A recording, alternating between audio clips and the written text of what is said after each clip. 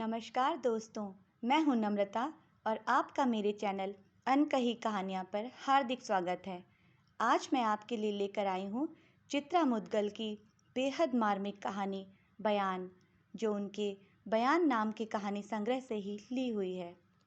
तो चलिए सुनते हैं बयान। हफ्ते भर बाद नींद से टूटी वर्दी शरणार्थी शिविर में मेज लगाए दंगा पीड़ितों से उनकी फरियाद सुन रही थी। रिपोर्ट लिखी जा रही थी। सामने पेश हुई औरत को हिचकियां घेरे हुई थीं। वर्दी के आश्वासन से निर्भय होने की चेष्टा करती वह मुंह खोलने की कोशिश करती कि लगातार उफान झेलती। आंखों का ज्वार उसकी जुबान पर मुट्ठी कस देता। घुटी घुटी सी चीखों में औरत की थर्राती देह भंवर लेने लगती। वर्दी झुंझलाई। औरत बोलेगी नहीं तो वे भला कब तक उसका मुंह खुलने की बाट जोहते अन्य पीड़ितों की पीड़ा से मुंह फेरे रहेंगे। उजड़ी फूकी तबाह बस्तियों में से कोई एक घर देहरी भर ही तो उनके जिम्मे नहीं। दसियों दफे पुचकार समझा चुके। अब डर कैसा? वह है ना, जो भी घटा उसे सिलसिलेवार बेखौफ बताएं, न्याय मिलेगा उसे। औरत ने मुंह खोलने की एक असफल कोशिश की। वर्दी ने फुर्ती से उसके आशय को शब्द दिए। तुम यही कहना चाहती हो ना? दंगइयों का शोर जीना पार कर जैसे ही तुम्हारे दरवाजे पहुंचा, दहशत से कांपते तुम सब अपने सोने वाले कमरे में जाकर बंद हो गए। तुम, तुम्हारा मर्द, तुम्हारा बेटा और तुम्हारी कमसिन बेटी, खूबसूरत बेटी। लिख लें?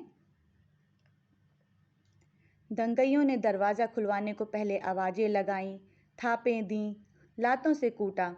दरवाज़ा न खुला तो फिर उसे कुल्हाड़ी से चीर धराशायी कर दिया। दाखिल हुई भीड़ ने घर के कोने कोने को टोहा। सोने वाले कमरे की सिटकनी चढ़ी पा उस दरवाजे को भी चीर गिराया। पहली नज़र अलमारी की आड़ में छिपे खड़े तुम्हारे बेटे पर पड़ी। उनकी कुल्हाड़ी उठने से पहले ही बेटे ने बालकनी से छलांग लगा दी। तीसरे माले से नीचे गिरते ही उसने आंखें मूंद लीं। दिल का मरीज तुम्हारा मर्द यह सदमा न झेल पाया और उनकी कुल्हाड़ी उठने से पहले ही कूच कर गया। सही है ना? लिख लें? तुम पर नज़र पड़ते ही तुम्हारे मुंह में उन्होंने तकिए का गिलाफ ठूंस बड़ी बेदर्दी से तुम्हें बालों से घसीटते हुए ले जाकर गुसलखाने में बंद कर दिया। सिर से पल्ला हटा ज़रा अपने बाल दिखाओ, बड़े मजबूत हैं।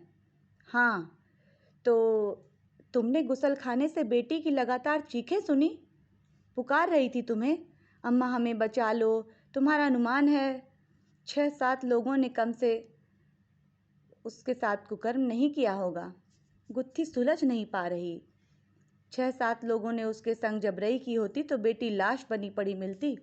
घर के अन्य सदस्यों की लाशें बरामद हो गईं, तुम्हारी बेटी की लाश बरामद नहीं हुई। दंगइयों के जाने के बाद 1.5-2 घंटे बाद ही पुलिस गुसलखाने से मुक्त करा तुम्हें शरणार्थी शिविर ले आई थी। यही हुआ था ना? तनिक सोच कर बताओ, आखिर वह कहाँ गई होगी? कहाँ जा सकती है? उसे हम कहाँ ढूंढें? हमारा ख्याल है। ठहरिए दरोगा जी, हमारे मुंह में ज़ुबान है। मेज के उस ओर बैठी वर्दी को औरत की खून भरी आंखों ने घूरा। वर्दी ने अचानक औरत की आंखों में उछले खून के कुछ छींटों को सकपका कर वर्दी से झाड़ा। वाह, तुम तो बोल सकती हो। हम समझे बैठे थे कि तुम गूंगी हो। बहरहाल, मुंह में ज़ुबान है तो बिना समय नष्ट किए जल्दी से बताओ, तुम्हारी बेटी आखिर कहाँ होगी?